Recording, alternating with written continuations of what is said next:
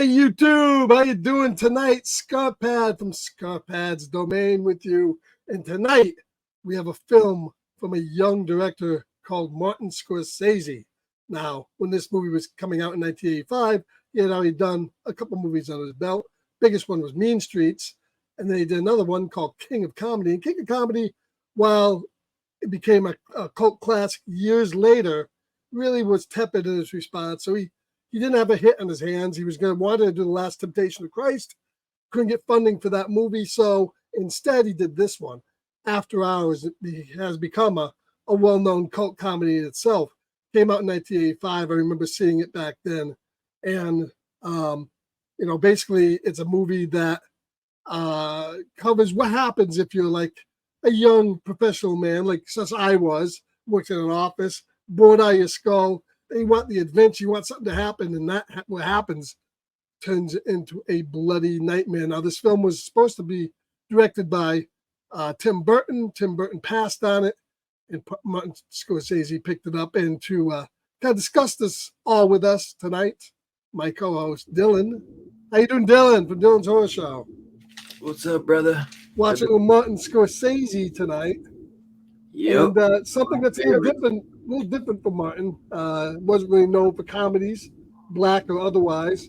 And this movie came out in 85. Now, I remember seeing this on video, of course, and I loved it right from then, the get-go. What a cast they had. They had Griffin Dunn and Cheech and Chong, Linda Fiorentino, Terry Garr, John Hurd, Catherine O'Hara.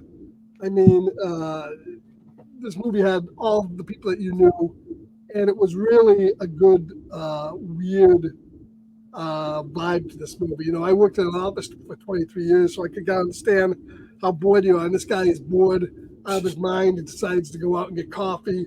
He runs into what he hopes is the girl of his dreams, and she turns out to be kind of like a living nightmare.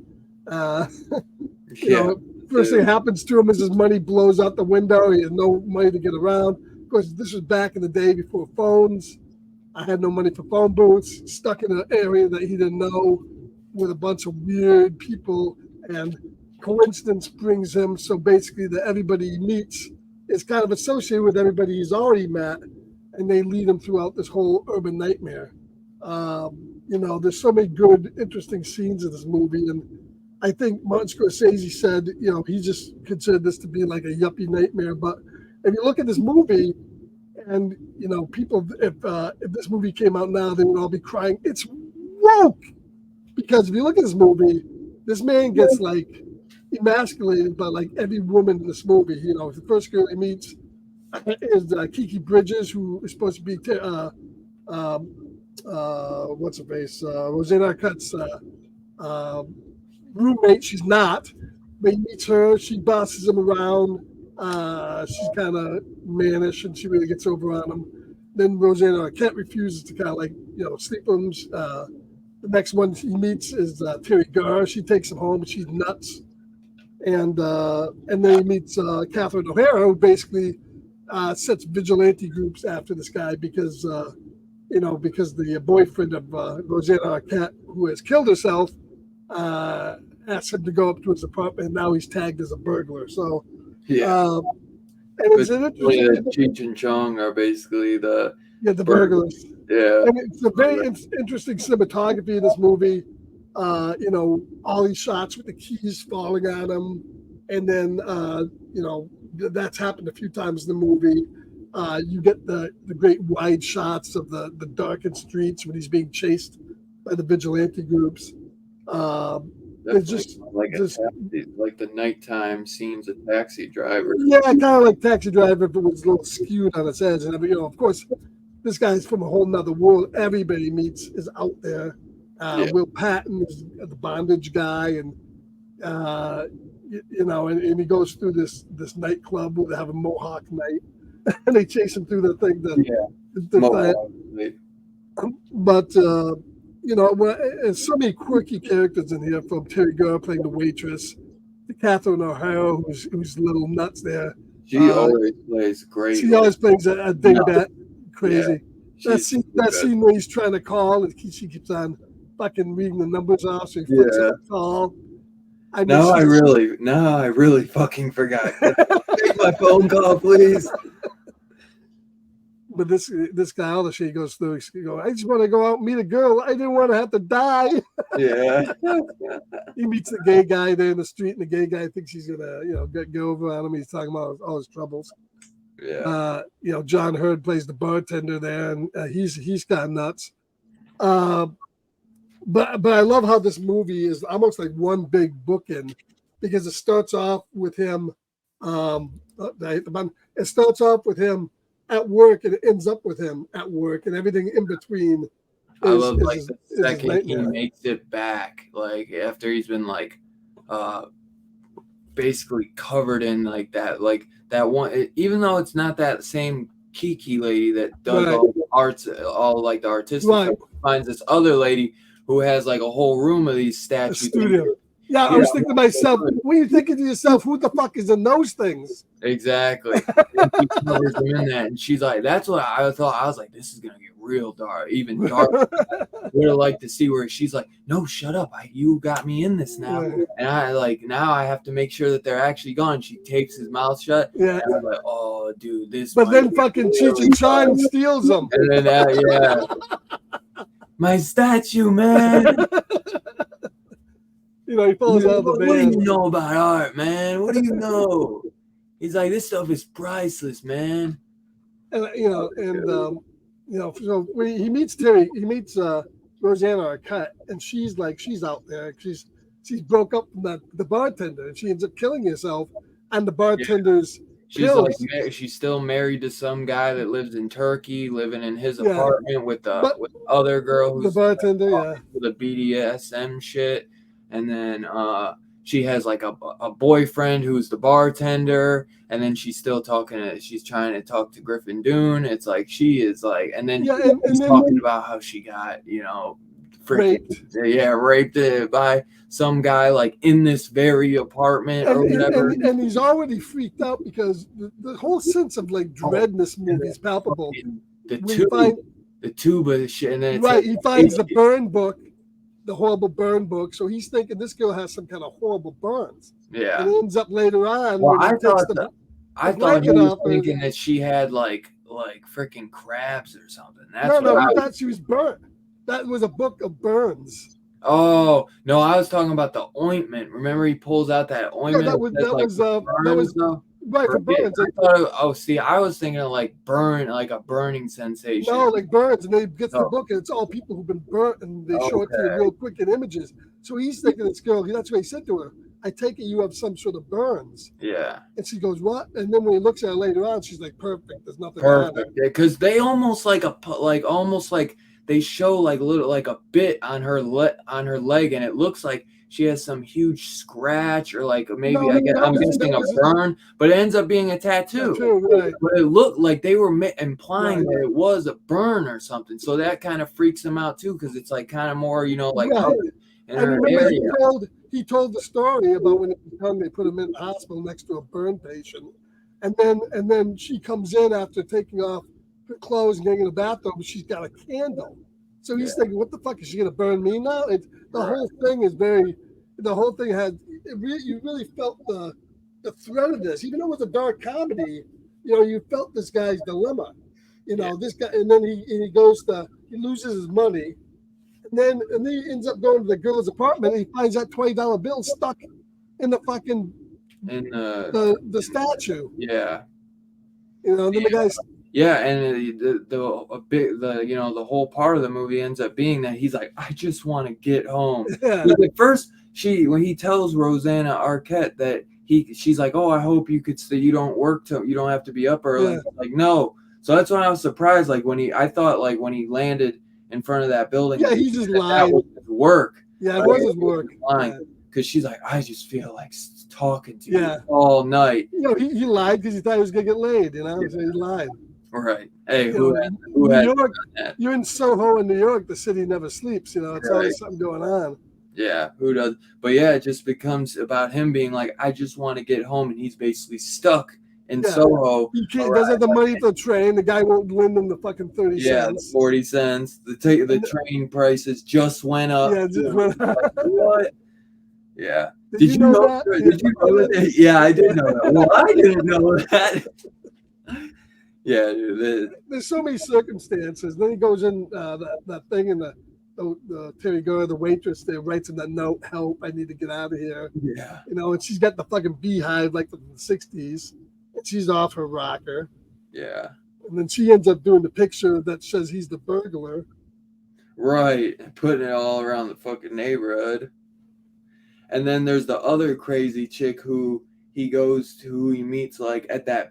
Remember, once he leaves Rosanna Arquette's apartment, then he goes to that random bar because it's raining out, and he just Terry Gurr, that other girl, and that girl's crazy as hell. And she's like, here, it looks like a donut or something. He's like, it's a cream cheese paperweight. He's like, get that shit out of my fucking face. Oh, man. There's so many good lines in this and so many memorable lines, you know. Yeah, and what I did like too about this was that it was a very different cast, because obviously over the years we got like an era of Martin Scorsese movies where he was just Robert De Niro. Now it's Leonardo DiCaprio. Then there was an era of just Leonardo DiCaprio stuff, and now he's kind of mashed the eras where now he's merging De Niro and Leonardo. Like in this latest movie, like the last couple movies, he's had both guys in them. I want to maybe at least like the last two. I'd have to look at his filmography, but I know that he has that upcoming movie, which I'm really excited for. That's going to have both Killers of the Flower Moon. Yeah. But maybe they haven't done anything together. Maybe I'm tripping. I thought that he was in at least one other thing with Leo and De Niro. Yeah, well, I mean, this was really the movie that got him back, though, because it was a modest hit at the theater. Because what was it, that one King of Comedy didn't do that well. I never seen King of Comedy. All I ever heard was that it was just like inspired by that Joaquin Phoenix Joker movie. It inspired that movie. Yeah, that's what I mean. Right.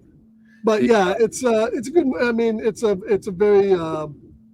It's a cult movie that fell apart before this. The Last Temptation of Christ. Did he get to do that? Because I know he did that Silence movie. Yeah, he did it later on. He did it later on? Yeah. That's not Silence? That's no. Okay. So, but after this movie, he hit the big time because his next movie was a huge hit. It was The Color of Money with Tom Cruise. Was this a big hit? Was that? Was this a big hit? This is a modest hit, but it was big enough. It was big enough that it got him the next movie, which is Color of Money with Tom Cruise. And once he did Color of Money, he was off. I don't think I've seen Color of Money. And then after that was Goodfellas. So wow. Which now I'm super pumped that Mean Streets is getting a 4K because it's been a long time since I've seen that. I've only seen that maybe one time in my life. I'm usually like, I like, Goodfellas. I love Gangs of New York is one of my favorites. I see he did do Last Temptation of Christ in '88. Yeah, what's interesting that the guy who was originally supposed to comedy right before this. Right before, yeah. And Raging Bull wasn't like a huge success. Damn. It was okay, but it wasn't huge. Yeah. But is The Color of Money good? Oh yeah, it's really good. That's a sequel to The Hustler with Paul Newman. It's about pool. It's a real good movie. Oh, really? Do you have to watch The Hustler to understand it? No. But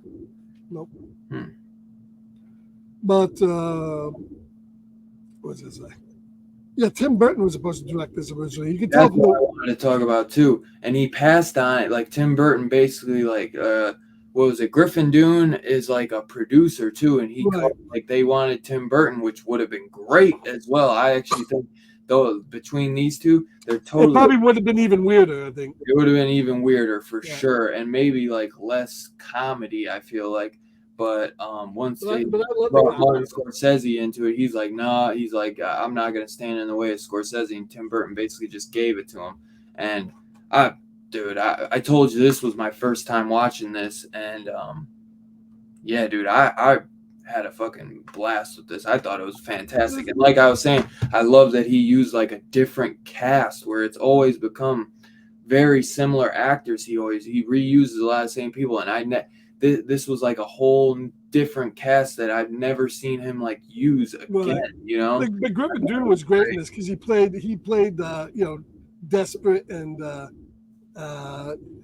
like very goofy and nerdy at first, and then like right. he has that that transition where he Right. starts getting darker and like kind of weirder as the night goes, and all this shit keeps hitting him, and you get to know him more, and you're like, there is more to him than just being like like a nerdy office guy. You know what I mean? Yeah. Well, he just his character arc. His job is just depressing and boring, and he has to right. try to look for some adventure. Well, he got that more adventure than he could handle. Somebody said that this movie really couldn't happen today, but I think I was watching Scorsese. He said it could.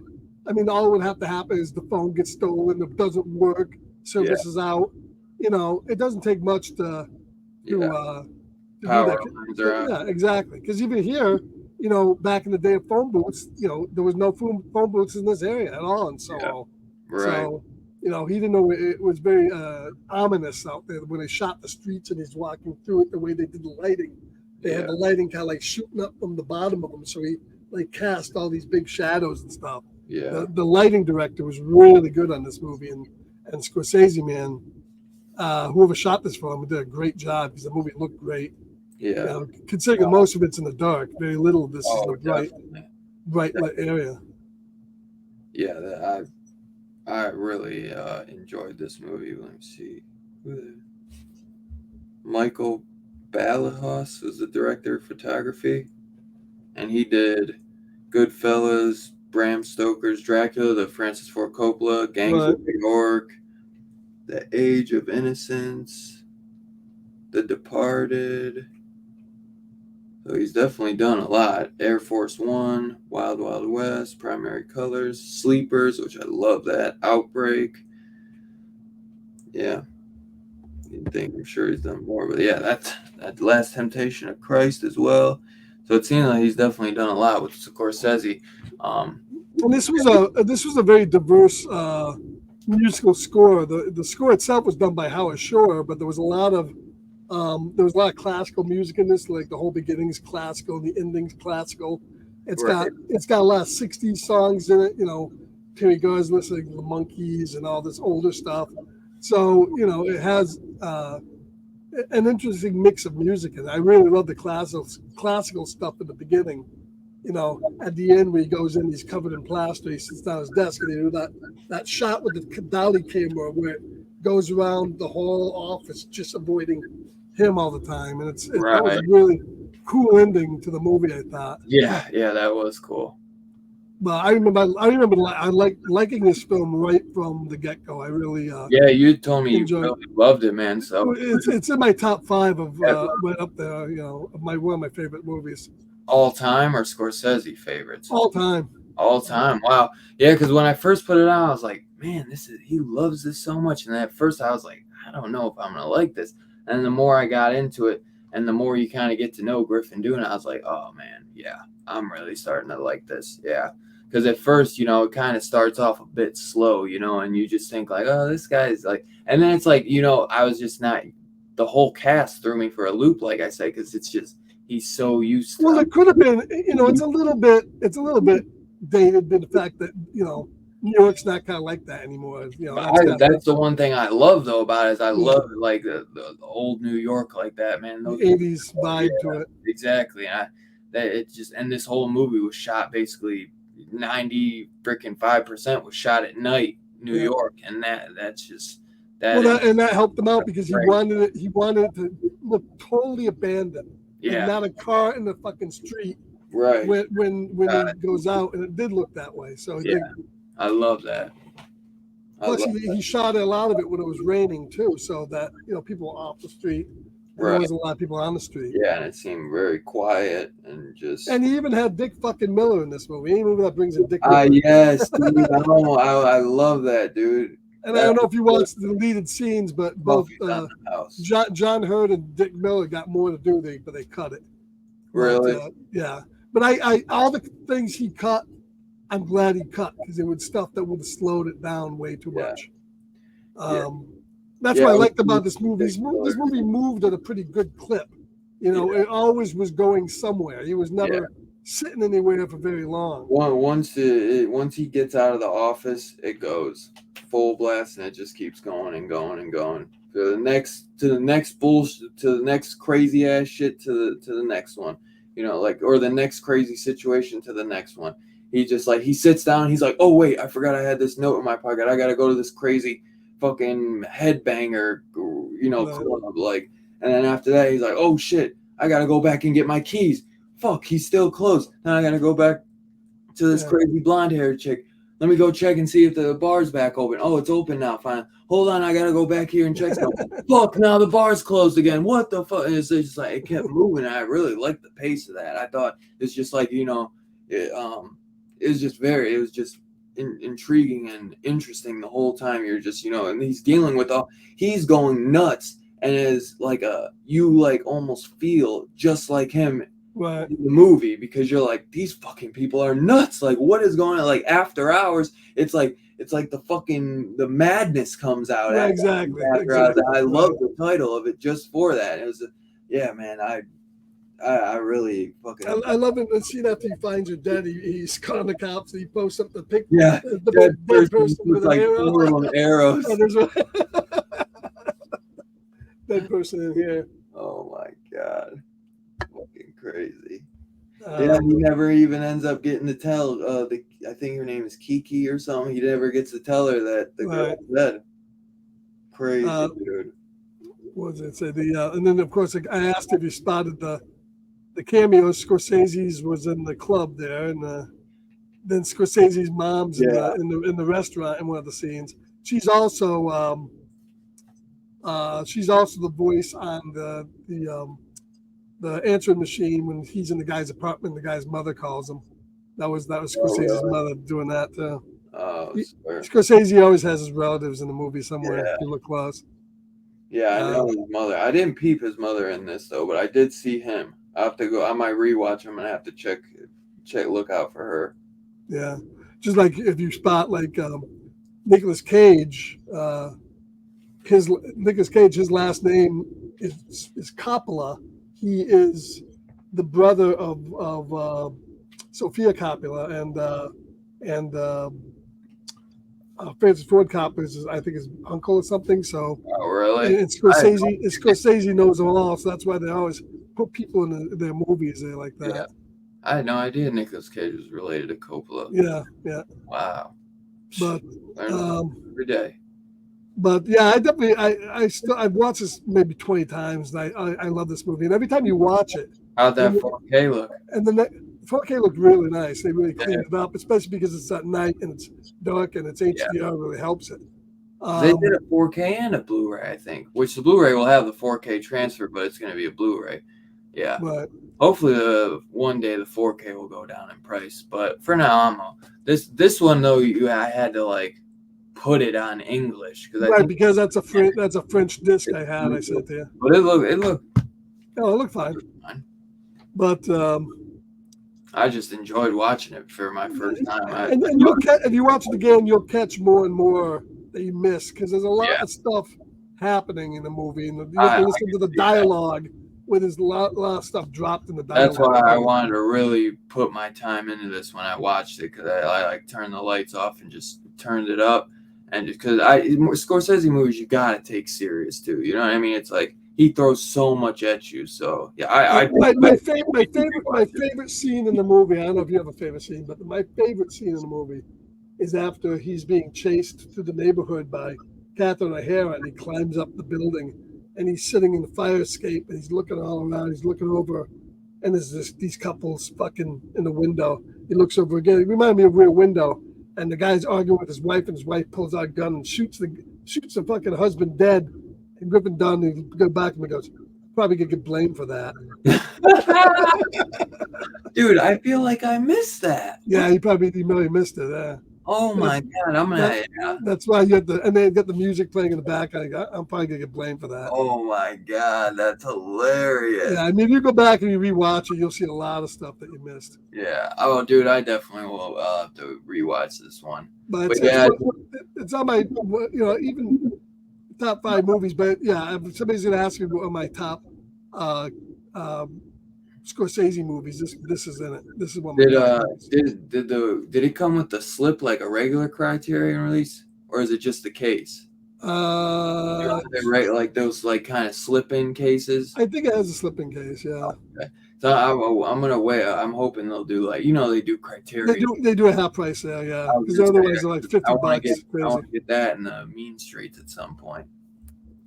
Yeah, I mean, do you have a favorite favorite scene or favorite movie? Well, I think I mentioned it. I probably would say, what was it? Oh well, I know I could probably think of a better one, but I did love this one. Who is it? John Hurt finds out that Roseanne Arquette has killed herself, and he finds out that Griffin Dunne finds out that he was right. The bartender was messing with her, and he was the one on the phone. Right. And he's like, and he's like, I'm so sorry, man. And they're like gay couple right next to him. I think that's who. Yeah. Like, what are you sorry for? You didn't know. You didn't kill her. And he's like, well, I was dead. I gotta. I'll be right back. Don't do it. Don't do anything stupid now. There are some really good scenes. Yeah, I mean, everything links to everything in that movie. The person he has contact with interacts with everybody down the line. Yeah. It's all very coincidental, but that's what makes the movies interesting.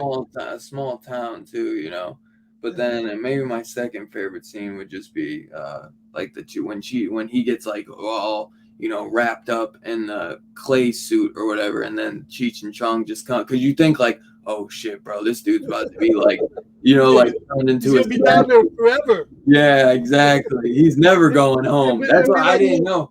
I was like, he's never getting home. It'd be like the end of fucking Black Christmas. Yeah. Oh my god.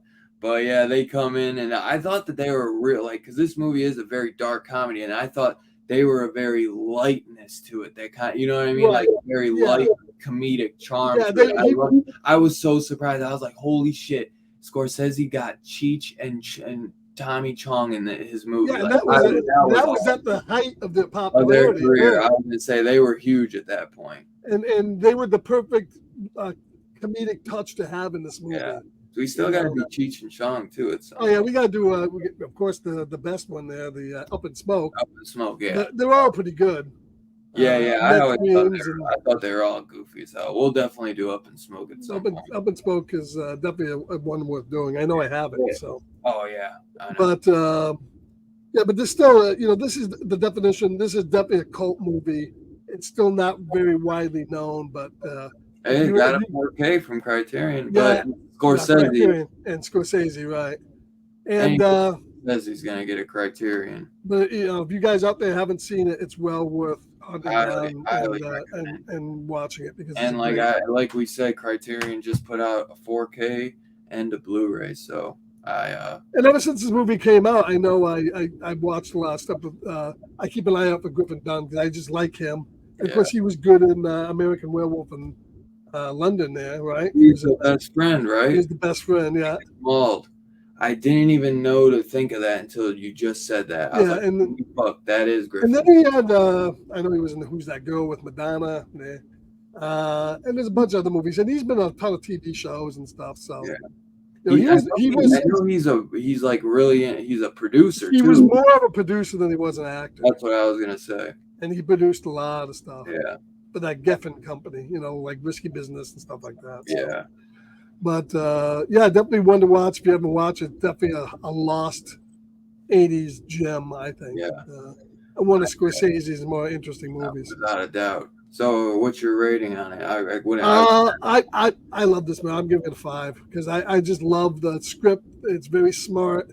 It's funny. It's weird.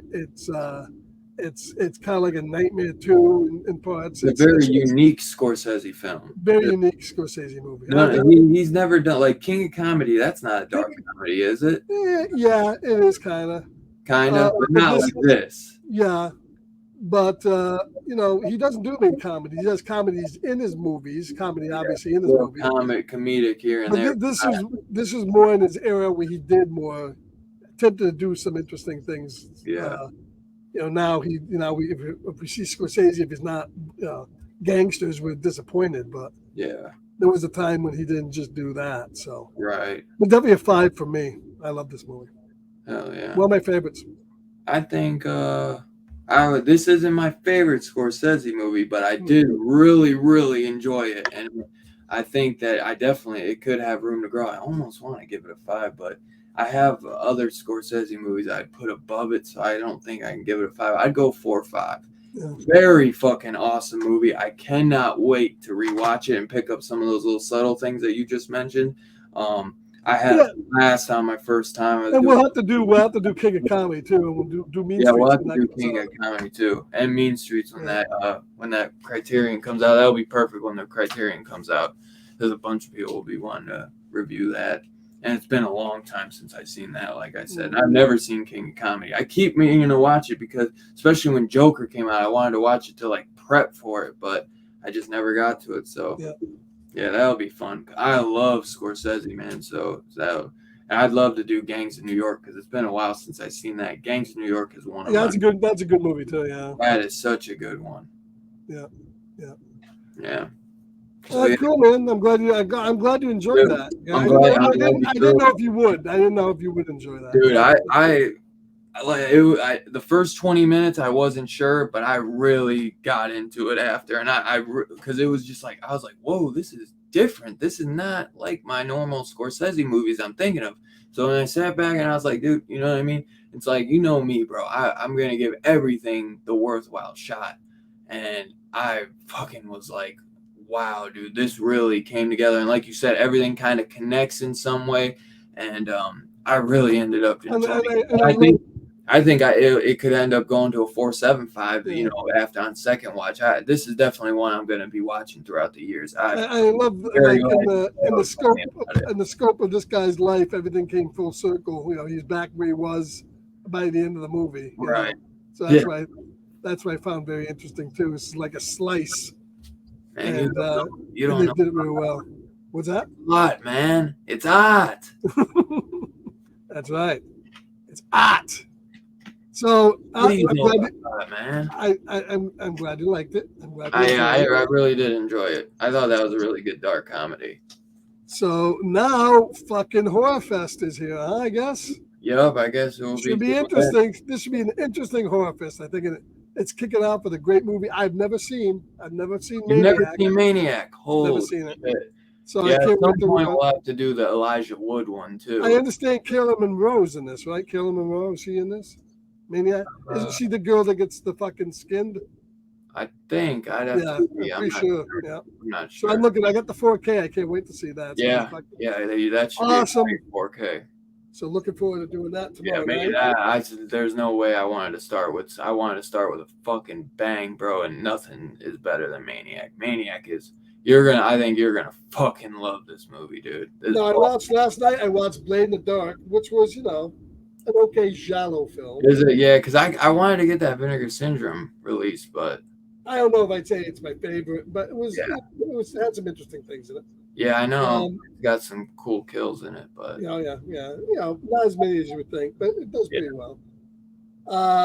And then fucking more Bond coming. More Bond, baby. Monday. Russia with Love. Number 2, Sean Connery. A fucking banger, if I say so. With Quint from Jaws in it, man. I cannot wait. I can't wait to keep going. Wait till you see that fucking dude. He's built like a. Joining us. Yeah, Perry's supposed to be joining us next week, so it should be another fun ride with James Bond. We're gonna do them all. It'll take us forever, but we shall do them. Did I knock you out again? Yep. I'm hitting that button, baby. Well, thank everybody for coming in and enjoying it. If you like us to do more movies, put it in the comments. If you want to see us do something, the weirder the better, man. We're always looking for movies. Some options, maybe, and we'll see what we got. And as always, hit that like button, hit that subscribe, hit that bell. I know we got some Jim Carrey coming up because we'll be having a lot. We want to do some Jim Carrey, so. Yeah, we should be doing. I wanted to do Me, Myself, and Irene, so that should be fun as fuck. I love that movie, and I'll be picking another movie, and then I'll probably like me, myself, and Irene, and I'll pick another movie, and Scarpet will probably pick 2, and then we'll be having a lot coming. So like I said, hit that bell notification so you get all updates when we go drop a movie or go live. That's right. Remember that. Always. We'll see you this week for Horse Fest and next week for James Bond, man. Peace out, y'all. Later, buds. Later. Stay cool.